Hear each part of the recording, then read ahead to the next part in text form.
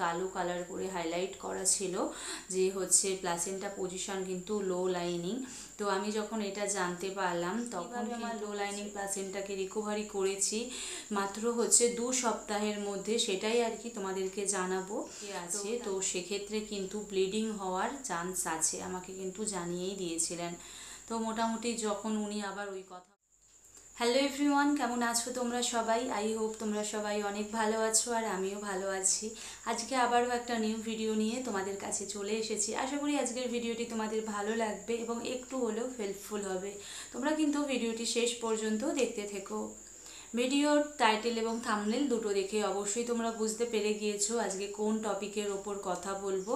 তো হ্যাঁ, আজকে লো লাইনিং প্লাসেন্টা যে আমার স্টোরি সেটার বিষয়ে কিন্তু কথা বলবো। আমি কিভাবে আমার লো লাইনিং প্লাসেন্টাকে রিকভারি করেছি মাত্র হচ্ছে 2 সপ্তাহের মধ্যে, সেটাই আর কি তোমাদেরকে জানাবো। তো তার জন্য কি কি আমি ফলো করেছি মেনলি সেটা আর কি তোমরা অবশ্যই জানবে ভিডিওর মধ্যে। কিন্তু তার আগে আমি বলে রাখি একটা কথা, আমার প্রেগনেন্সি কিন্তু আর 10টা প্রেগনেন্সির মতো নর্মাল প্রেগনেন্সি ছিল না। এমনিতেই হাই রিস্কি একটা প্রেগনেন্সি ছিল, তারপরে হয়ে গিয়েছিল লো লাইনিং প্লাসেন্টা। আমার পিসিওডির সমস্যা ছিল এবং বিভিন্ন ধরনের সমস্যা ছিল।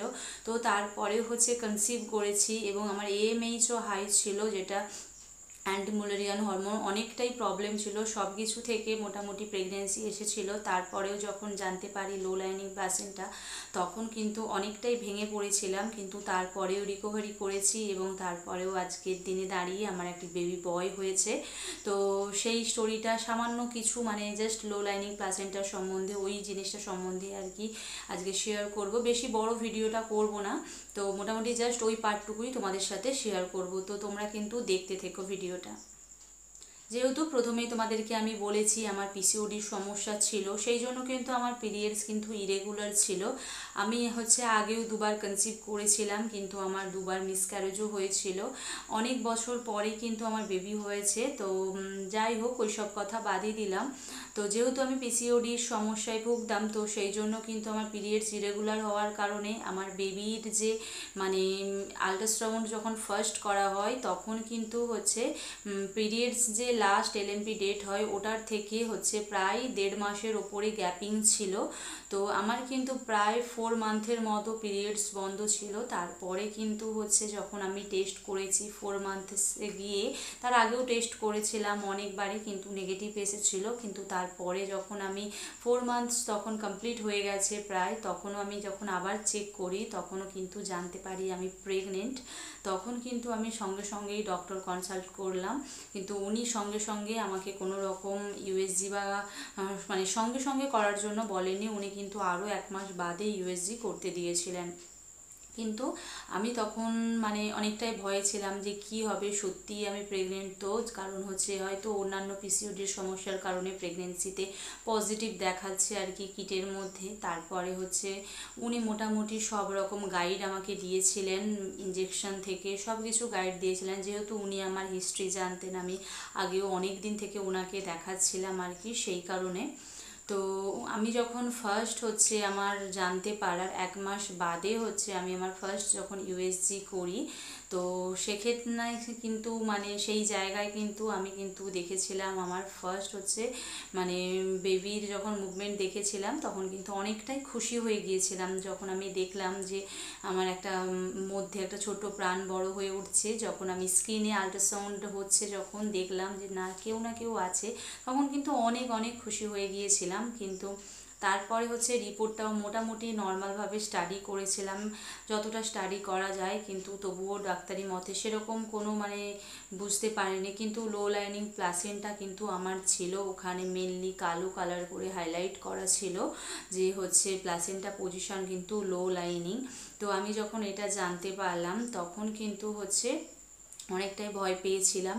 আর ওটা দাগ দেওয়া ছিল ঠিকই, কিন্তু সেভাবে আমি গুরুত্ব দিইনি। কিন্তু তারপরে যখন আমি ডক্টর দেখাতে গিয়েছিলাম তখন হচ্ছে উনি আমাকে বলেছিলেন যে প্লাসেন্টাটা একটু নিচের দিকে আছে, তো সেক্ষেত্রে কিন্তু ব্লিডিং হওয়ার চান্স আছে, আমাকে কিন্তু জানিয়েই দিয়েছিলেন।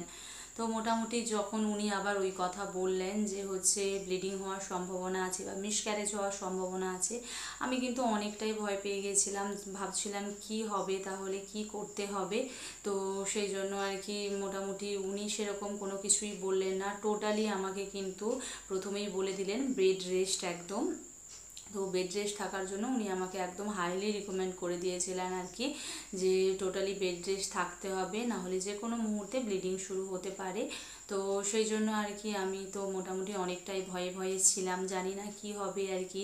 যাই হোক, দুটো মিসক্যারেজের পরে আবার একটি বেবি এলো, তারপরেও এই রকম যখন মানে প্রবলেম চলে এসেছে, তো কি করব, অনেকই চিন্তায় পড়ে গিয়েছিলাম। কিন্তু তবুও মানে ভগবানকে সবসময়ই ডাকছিলাম, আর সাথে উনি যেই সবগুলো মানে মেডিসিন দিয়েছিলেন মানে করার জন্য, মানে বেবিটাকে ধরে রাখার জন্য যাতে না হয়, তো ব্লিডিংটা হয়, সেই সব কিছু মিলিয়ে মিশিয়ে একটা ভরসা ছিল আর কি। তো যাই হোক, আমি কিন্তু পুরো টোটালি ওই সময় একদমই বেড রেস্ট হয়ে গিয়েছিলাম। শুধুমাত্র আমি বেডেতেই শুয়ে থাকতাম, শুধুমাত্র খাওয়ার টাইমে উঠতাম এবং হচ্ছে বাথরুমে যাওয়ার জন্য উঠতাম, আর স্নান টান করার জন্য এইটুকু, না হলে কিন্তু আমি কোনো রকম কোনো কাজই ওই সময় করিনি। যার জন্যই কিন্তু হচ্ছে আমি 2 সপ্তাহের মধ্যে রিকভারি করতে পেরেছি। এই যে লো লাইনিং প্লাসেন্টা, এর কিন্তু কোনো রকম কোনো মেডিসিন হয় না, প্রথমেই বলে রাখি, এর কিন্তু কোনো মেডিসিন নেই। আমি হচ্ছে অনেক সার্চ করেছি, গুগল সার্চ করেছি এবং ইউটিউব থেকে বিভিন্ন ধরনের সব কিছু সার্চ করেছিলাম বাড়ি আসার পরে আর কি। ডক্টর তো বলেই দিয়েছিলেন, তারপরেও কিন্তু আমি বাড়ি এসে সার্চ করেছিলাম যে কিভাবে তবু কোনো কিছু হয়। তবুও যতটা আমি জেনেছিলাম সেটাই আর কি তোমাদেরকে মানে সাজেশান দিচ্ছি, যে এর কিন্তু কোনো রকমই মেডিসিন হয় না, শুধুমাত্র রেস্ট নেওয়া ছাড়া কোনো রকম কিন্তু মেডিসিনের নেই।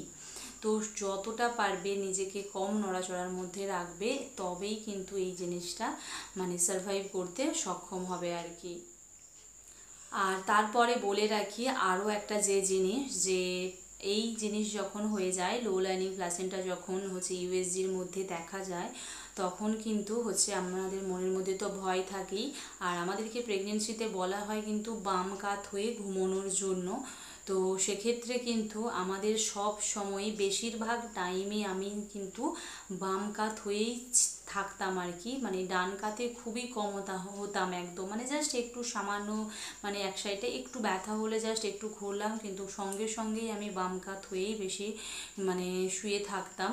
আমি যেহেতু সবসময় শুয়েই থাকতাম, আর বসা যাবে না, রেস্ট মানে যে শুধু হচ্ছে রেস্ট নিতে হবে বসে থাকবে এমন কিন্তু নয়, যতটা টাইম পারবে রেস্টের সময় বাম কাত হয়ে শুয়ে থাকাই কিন্তু বেটার এর ক্ষেত্রে আর কি। সেই জন্য আমি কিন্তু বেশিরভাগ সময় বাম কাত হয়ে শুয়ে থাকতাম, বসে খুবই কম থাকতাম। তো এর কিন্তু এইটুকুই মেডিসিন, আর কিচ্ছু না, জাস্ট রেস্ট আর শুয়ে থাকা, এইটুকুই, বাম কাত হয়ে শুয়ে থাকা, এতটুকু নিয়েই কিন্তু এইভাবেই কিন্তু হচ্ছে আমি কিন্তু সারভাইভ করেছি আমার দুটো দিন। মোটামুটি এইটাই করলে কিন্তু তোমরাও রিকভার করতে পারবে। আর হচ্ছে আমার কিন্তু ফার্স্ট যখন ধরা পড়েছিল তখন কিন্তু আমার 10 উইকস 3 ডেজ চলছিল।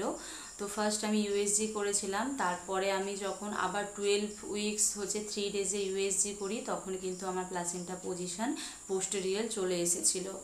তো যাই হোক, এইটা করলেই কিন্তু তোমাদেরও অনেক হেল্প হবে। এবার তারপরে কিন্তু আমি পুরোটা বলতে পারছি না, কারণ আমি যতই হোক ডক্টর নয়, ওনারা কিন্তু ভালো বুঝতে পারবেন যাদের ক্ষেত্রে লো লাইনিং প্লাসেন্টা আছে। আমার ডক্টর তবে অতটুকুই বলেছিল আর কি। আশা করি তোমাদের একটু হলেও হচ্ছে আমি হেল্প করতে পেরেছি। তো যাই হোক বন্ধুরা, আজকের মতো কিন্তু ভিডিওটি আমি এখানেই শেষ করছি। আর তোমাদের যদি কোনো রকম কোনো কোয়ারিজ থাকে অবশ্যই আমাকে জানিও কমেন্টের মাধ্যমে, আমি কিন্তু কমেন্টে রিপ্লাই দেওয়ার চেষ্টা করব। চলো বন্ধুরা, আজকের মতো ভিডিওটি কিন্তু এখানেই শেষ করছি। আর যদি ভিডিওটি ভালো লেগে থাকে অবশ্যই একটি লাইক কমেন্ট করে যেও, আর যদি চাও এরকম ভিডিও আরও পেতে, তাহলে চাইলে আমার চ্যানেলটাকে সাবস্ক্রাইবও করে রাখতে পারো পরবর্তী ভিডিও পাওয়ার জন্য। তো দেখা হবে তোমাদের সাথে নেক্সট আবারও একটি সুন্দর কোনো ভিডিও নিয়ে। ততক্ষণ তোমরা ভালো থেকো, সুস্থ থেকো, সাবধানে থেকো। এখনকার মতো টাটা।